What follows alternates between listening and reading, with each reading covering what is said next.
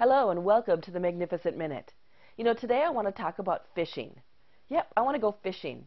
I love to fish. I grew up on a resort and I was the one that always had to not only go fishing, which I enjoyed, but clean the fish. I had to scale them, I had to cut the heads off, I had to fillet them, and I loved it. I enjoyed it, and I still do to this day.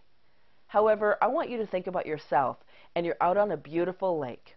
And that's what our life is. Our life is a beautiful lake. Our practice is a beautiful lake. And we're out on that lake and we're in the boat and we're fishing.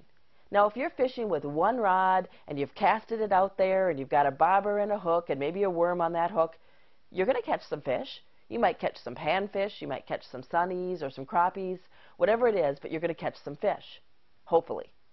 Now, if you have that one bobber and hook and worm out there, and you add another bobber and hook with a leech on it this time, or maybe you add a spinner and you're casting and trolling and reeling that in, and then maybe you're throwing one as a bottom fish kind of casting, right? You're bottom fishing for the catfish or the bulldogs or whatever it may be. But you've got all these different rods, maybe 4 or 5 rods out in the lake, and you're fishing with 5 different rods with different kinds of bait to be able to catch unique and different kinds of fish. And not only different kinds of fish, but a lot of fish. Now make that scenario to your practice in regards to your marketing.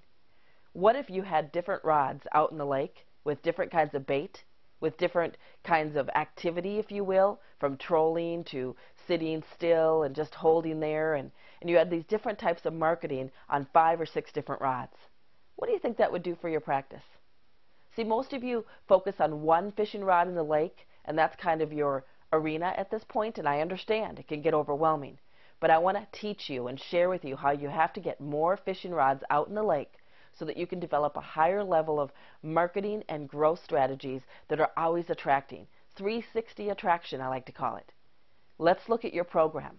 Look at what you're doing, what you've got, what you're casting with, and how many rods you have out there to help get your marketing off and running here in 2011. Hopefully this helped you to think about things at a bigger level. Enjoy the lake. Thanks so much.